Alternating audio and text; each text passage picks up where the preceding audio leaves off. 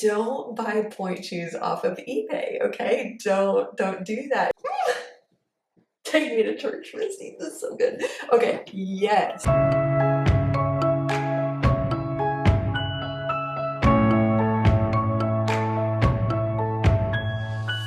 Hello dancers, it's Kirsten. Welcome back to Twin Talks Ballet. I am back with part 2 of reacting to Misty Copeland's masterclass. If you haven't watched part 1, you know what to do. Go to my channel homepage, or it'll be linked below. Watch part 1. I hope you enjoy this insight, some responses, reactions to what Misty has to say. Spoiler, it's pretty favorable. I do really enjoy this masterclass. But anyway, too many spoilers. I'll go ahead and get into the video. Let me know if you enjoy it and any thoughts that you have, as long as they are hopefully constructive and kind, in the comments. I'd love to know. All right, let's get into it. Something that could be extremely helpful is to really look at your life and your life experiences and not trying to create something or take on what you think maybe the character may be, but really try and relate to them and what they may be going through based on what you may have gone through in your life. I experienced a lot of hardships from a young age. By the time I was 13, I had moved from many cities and had many stepfathers and had been in underprivileged communities, lived in a motel, and I would say I had zero confidence. I think that it was because there was no real balance in my life, no structure, no consistency. I didn't see a future. Like, I never knew what tomorrow would bring. And that made me feel insecure. It made me just scared and nervous about life.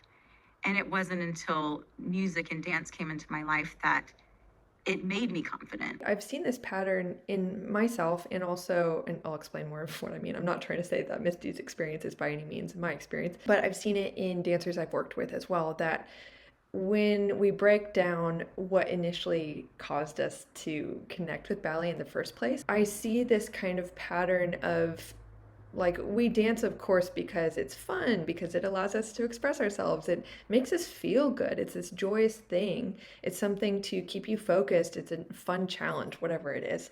It gives you goals to work towards. I noticed this event kind of around when dancers are maybe in their preteen to teenage years, or they're just starting with ballet. I've noticed this pattern where when a dancer has very difficult circumstances that they're dealing with outside of the studio, ballet can sometimes feel like some sort of safe haven or solution or antidote to the challenges that we're facing outside. And that really strengthens this sense of bond and connection with the art form.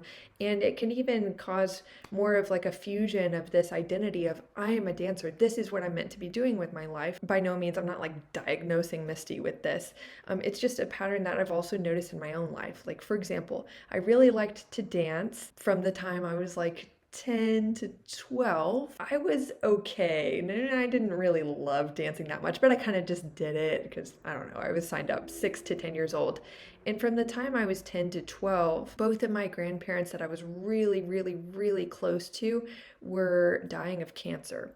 And I'll never forget those classes I went to. I would notice that I came in feeling really, really sad, and I was very young, so I didn't really know what to do with my feelings. But when I would come into ballet class, it really felt like I was in another world, and like I was able to leave the ballet class and then remember all of a sudden, oh yeah, all this is going on in my life, and I forgot all of that for the last 3 hours. That is something that really strengthened my bond personally with the art form. And plus, at the point where I decided to pursue becoming a professional ballet dancer, one thing that I can notice in retrospect is this image I had in my head that really drew me to wanting to be a professional. It's not that I had literally experienced it before, so I knew. It's that when I became aware of Point Magazine and I started watching YouTube videos of famous ballet dancers, and in combination with all that, these really beautiful guest artists came to my studio to perform in the Nutcracker with us. So with these influences, I got this picture in my head that ballet can make you beautiful like these people. These people seem to live such happy and glamorous lives. And it was these ideas that I gained as a young person that actually made me want to decide that, yes, this is what I want to do with my life.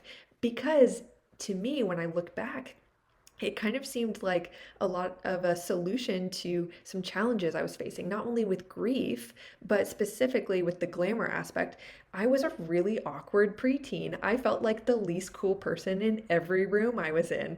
I didn't feel beautiful. And so this feeling of ballet might help me to fulfill those hurts and those senses of need actually connected me with the art form further. Now, that's not to say I didn't also love ballet for many positively motivated reasons, but I did want to point out that pattern. Maybe it causes some thoughts to come up for you of like, maybe has some of the pain I've experienced caused me to feel more connected to ballet.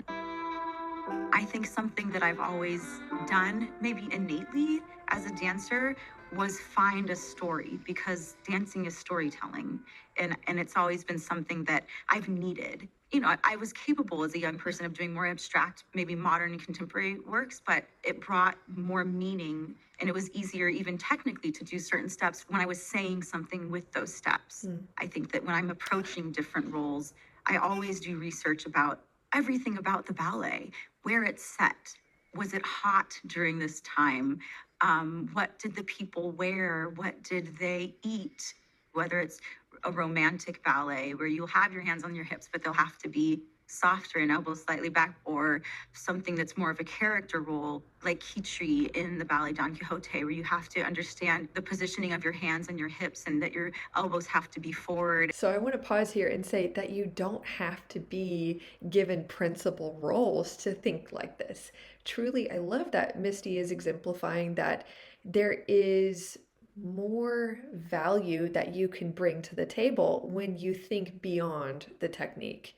And it's not like the technique isn't important. It's not the thing that is really transmitting the joy. It's the thought and the energy and the intention behind these movements with our bodies that really creates an experience for the audience, and then also an experience for ourselves that we really enjoy. The hardest times, I think, for an artist and for a dancer is when you're quiet, or when you don't have set choreography. And I think that when you know what's going on internally, it just comes out through your body language and your energy. Oh my gosh. Okay. I talk about this all the time as a mindset coach for dancers, that whatever is going on internally comes out in your body language, whether you are consciously influencing that or unconsciously just letting it play out. So if you are really nervous and stressed and insecure, that comes out in your body language and other people feel it. If you have taken some time to be quiet and to think about the feeling that you want to have and then share, or the story you want to tell, or the intention you have for how you want to grow that day or connect with others, then that also, by choice, not just by default, will come out in your body language and deliver a much more impactful performance than you could if you just focused on technique. So, way to go, Misty. If you've never had the experience partnering before, it's important when you're learning the steps, learn not just what your position are supposed to be, but know your partner's choreography.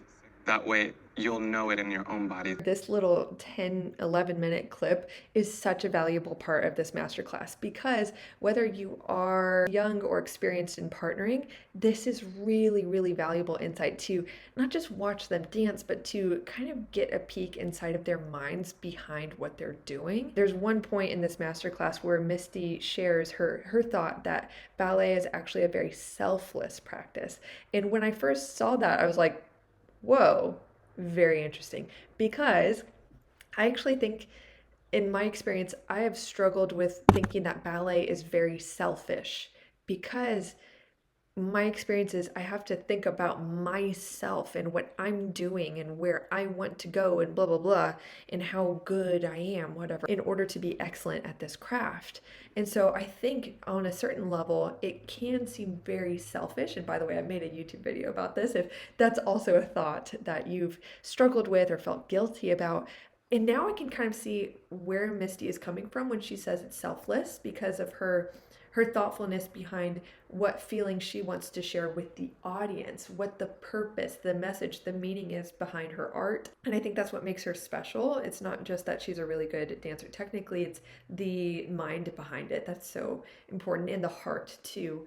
And also in this partnering video, what's really special is you get to see through Calvin's example that he is a good partner to Misty because he's thinking of her and them together, not just him. So now I can see more of it, kind of illuminated that comment of ballet is selfless to her. I definitely would say that part of my power is really just kind of giving in to whatever is thrown at me. And I think that as a child, that's kind of how I was. You know, I never knew what to expect or what was coming. So you just kind of have to sit back and just see what's going to happen. And I think that that's definitely helped me in my professional career. I think what she's exemplifying is something that Malcolm Gladwell, a famous author, talks about. He talks about advantages and disadvantages as kind of this thing that's a spectrum. You can have that something that's an advantage, which seems like an advantage, but it's too much of an advantage to where it actually becomes a disadvantage. For example, in the ballet context, Misty could really rest on her laurels of hyperextension and feet and say, oh, because I already have the ballet line, I don't have to work my muscles that hard. If she had that attitude, she would get injured like crazy and be weaker for it. So that's when an advantage through one's mindset can act, or the response to the advantage, it can actually become a disadvantage.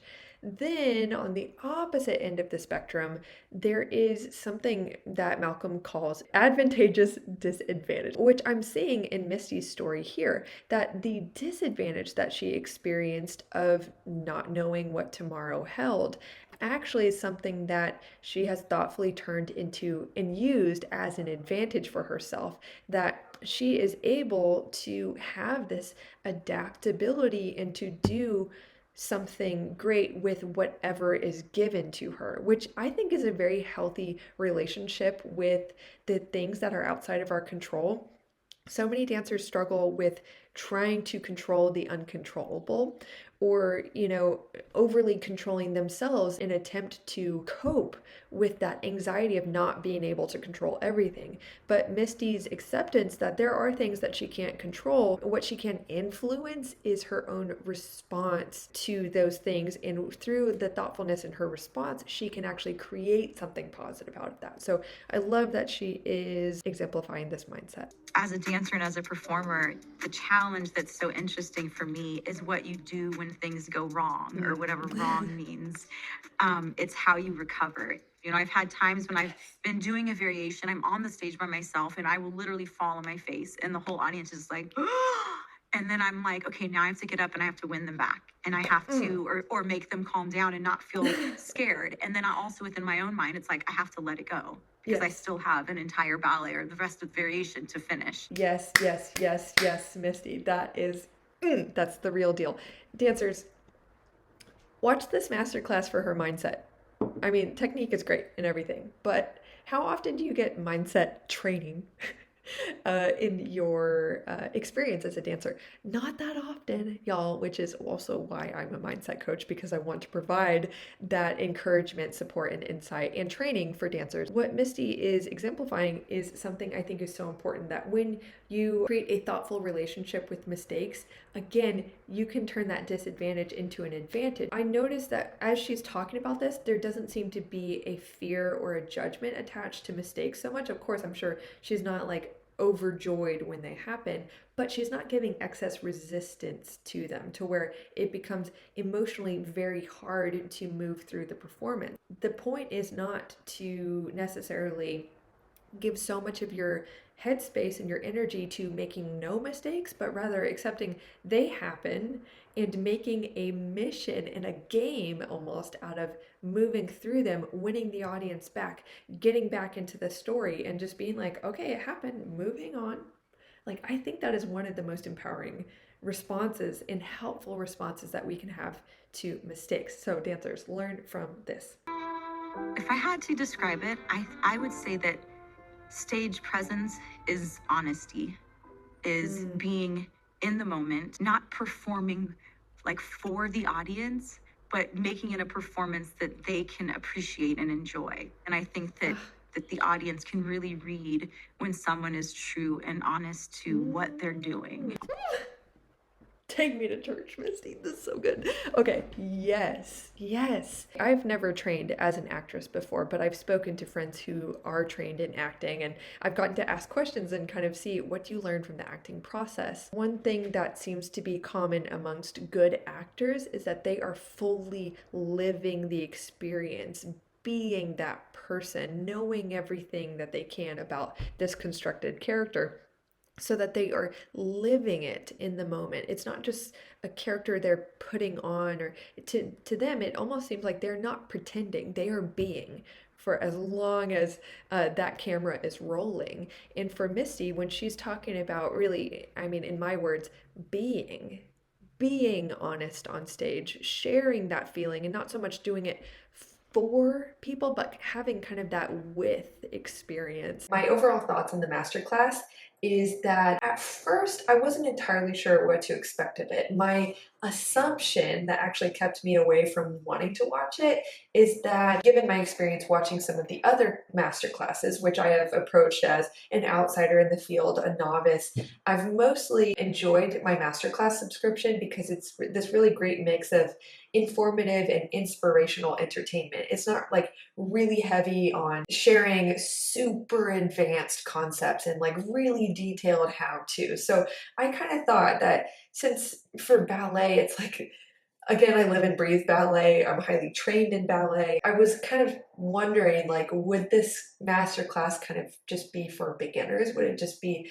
a big gloss over? And actually, what I'm most impressed with in this masterclass is that I think this is highly attractive and useful for a much broader audience than I was anticipating. The reason why is that you can approach this masterclass as someone who knows nothing about ballet, and I think it will actually do a great amount of good in building a higher level of appreciation for the art form, and it will create a larger number of people who are a part of this informed audience, as I guess we could say. Now, I was kind of surprised that maybe there's not a little bit of a disclaimer before the technical videos that, hey, if you don't dance, if you're not trained, don't buy point shoes off of eBay, okay? Don't do that. It's not safe. I don't know, people be crazy. So I was kind of surprised there wasn't like a, hey, if you're not trained, don't just like try all this at home. But you know, hey, you can try the bar exercises. So I think that was like artfully done. And then for the trained eye, I think one of the great values of this masterclass is actually getting to learn from Misty's mindset and to just hear more about how she thinks behind what she does and why that makes her special. I think more dancers need inspiration and training on more on how to think than what to do. So I do think this is a really great masterclass, and you can come and be inspired and really take from it whatever you are most wanting to learn. So I would highly recommend it. I'm gonna give it,